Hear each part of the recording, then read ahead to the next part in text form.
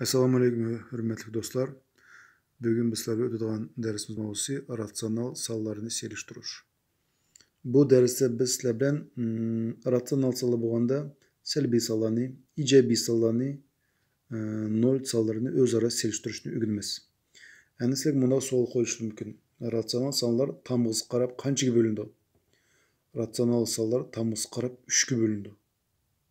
Ijobiy son, salbiy son, üçüncüsü qaysi bizde? 0. 0'nın hiç qanday tamg'isi yo'q. U shu sababdan u ijobiy songa yetmaydi, salbiy songa yetmaydi. Qani undaq bo'lsa, darsimizga kirishaylik.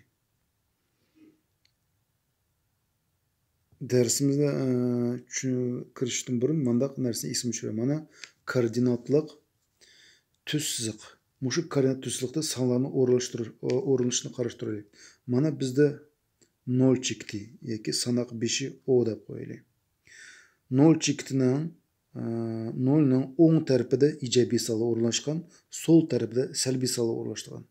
Ya'ni har qanday son 0 dan boshlandi. 0 dan boshlab bir birlikdan 1, yana bir birlikdan 2 va shuncha davomlashib ketirdi. Endi salbiy sonni qanday o'rnashtiramiz? Salbiy sonni mush 0 ning tubidan boshlaymiz. -1, -2, -3, -4, -5, -6. Endi ba'zi birlar so'ng taraf boshdan keldi. Mayga -1 ni yozib, -2, -3, -4 deb. Yo'q, 0 dan ikki tarafga qarab sonlar o'rnashadi. O'ng tarafga qarab ijobiy yo'nalish, so'l tarafga qarab salbiy yo'nalish. Endi bundaq narsani bilishimiz kerak.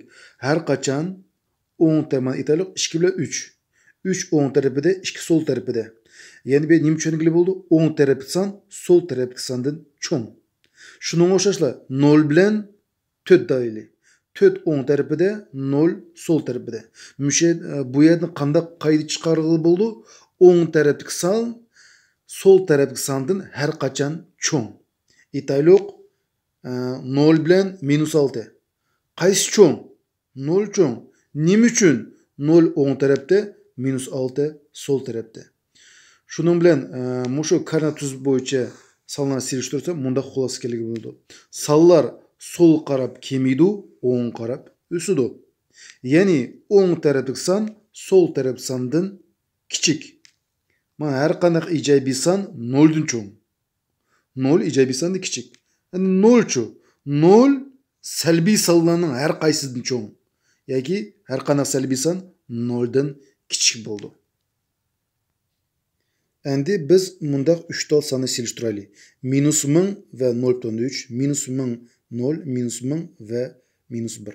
Mush 3 sonni selishtirishda biz mundaq selishtiramiz. Bu salbiy son, bu ijobiy son. Biz aytdik, har qanday ijobiy son har qanday salbiy sondan cho'ng. Bu yerda o'ylanmaylik qo'yamiz. 0 bilan salbiy son. Har qanday salbiy son 0 sondan kichik.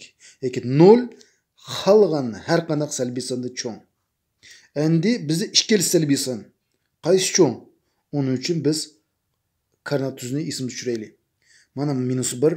-1000 qayerda? O'ng tarafidami, so'l tarafidami? -1000 albatta so'l tarafida. Mana -2, -3, -4 ashta ketaylardi. Demak bu so'l tarafida qancha bor? -1000 bor degan so'z. -1000 so'l tarafida. Yani demak o'ng taraf son, so'ng tarafdagi sonda nima bo'ldi? Cho'ng bo'ldi. Demak javob qaysi? -1 -1000dan cho'ng. Nima uchun? -1 o'ng tarafda, -1000 so'l tarafda. Kelesi -0.165, -0.156. Qaysi cho'ng? Endi bu yerda albatta -0.156 cho'ng. Nima uchun? Salbiy sonlar so'l qarab model bo'yicha o'sidi. Yoki buni -0.156 0 ga yaqinroq. -0.165 0 dan yirg'iroq. Ya'ni ikki salbiy sonni selishtirishda qaysi 0 ga yaqin bo'lsa, shu son cho'ng bo'ldi. Qaysi 0 dan yiroq bo'lsa, shu son kichik bo'ldi. Endi -3 dan 2, -7 dan 3. Mushu ikki sonni selishtiraylik. Onun uchun qanday selishtiramiz? Bularni umumiy maxrajiga keltirishimiz kerak. Mana 3 bilan -7 ning maxrajisi 21. Mana -3 dan 2 ni yozdim, -7 dan 3 ni yozdim. İkisi maxraji qancha? 21. Mana 21, mana 21. 21 ni 7 ga bo'lsam 3, 3'ni 3'e bölsem 9. Aldı kesresini aldı minus belirtişini yazdım. 21'ni 3'e bölsem 7, 7 2 14. Endi bize iş kesirni mana mahrici teng bo'ldi. Endi qayerga qaraymiz? Surdi qaraymiz. Surdida 14 9. Yani bunu qanday tushuningli bo'ldi? Minus 14 minus 9. Minus 14 ile minus 9'un qaysi 0'ga yaqinroq? Albatta minus 9 yaqinroq. Demek minus 7 yoki minus 7'den 3 minus 3'den 2'ga qaraganda nima bo'ldi? Cho'ngaroq bo'ldi. Mana. Yoki minus 9 0'ga yaqinroq. Minus 14 jig'roq.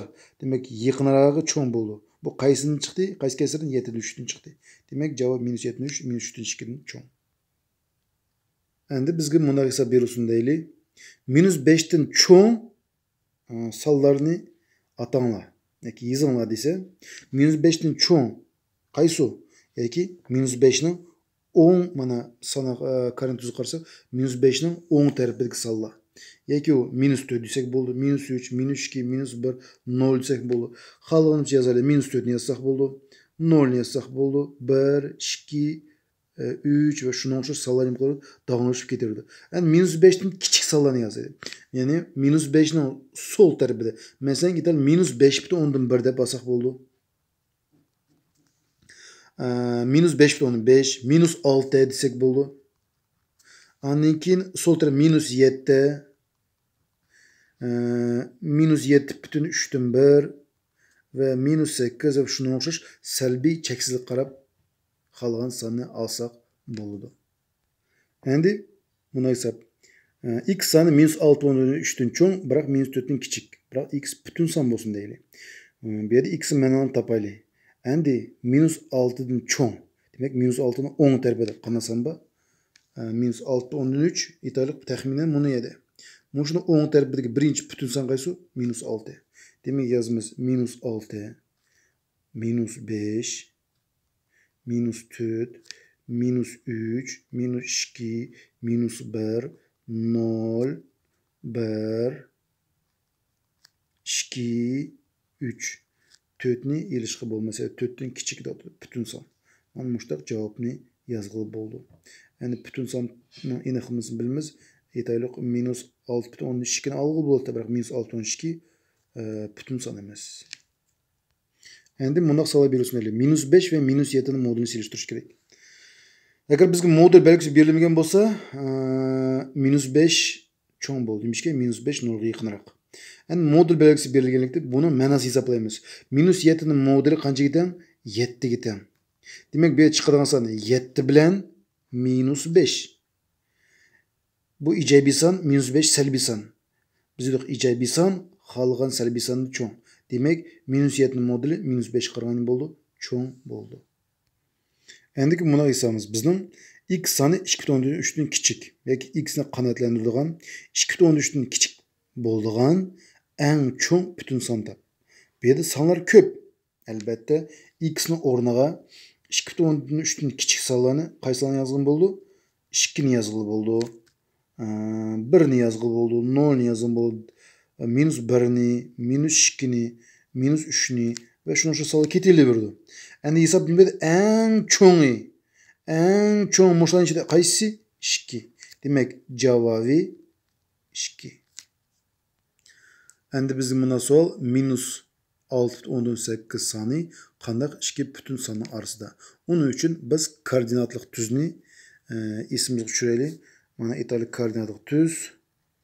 Minus 6/8 italik təxminən bu yerde bizim minus 6 ba. Bu yerde minus 5 ba. Bu yerde minus 7 ba. Salbi salla sol qarab moduli boyunca ösüdü. Bu aralıqda minus 5/5, minus 5/16, minus 5/138. Yani 5 bütün palancı degan salla bu aralıqda. Yani minus 6. Minus 6 ile minus 7'nin arasında minus 6/1, minus 6/5, minus 6/8, minus 637 ve şuna oxşar minus 6 bütün palancı degan sayılar bu aralıqda. Demek minus sanım qaysı? Minus 6/138. Demek minus 6/138 qo'shtansiz qo'yma. O'ng tarafida minus 6 ba. O təxminən bir monu çekti deyli. Sol tarafida qancha ba? Minus 7 ba. Yoki minus 638 sonu minus 6 bilen minus 7 sonlarının arasida. Endi bizde mundaq hesap berilsin deyli. A ve B sonlarını siliştirish kerak. Albatta bu yerda biz B sonu A sondan nima bo'ldi? Cho'ng bo'lmishi o'ng tarafida. Kelasi mundaq bir tuzsiq berilsin deyli. Mayda bizga 0 berilsin, mayda A sonu berilsin deyli. Bu yerda A bilan 0 sonu siliştirish kerak. Albatta 0 sonu A sondan cho'ng. Nimishki o'ng tarafida 0, sol tarafida A. Mushtum bilan bugungi bizning darsimiz davomlashdi. Diqqatingizga ko'p rahmat.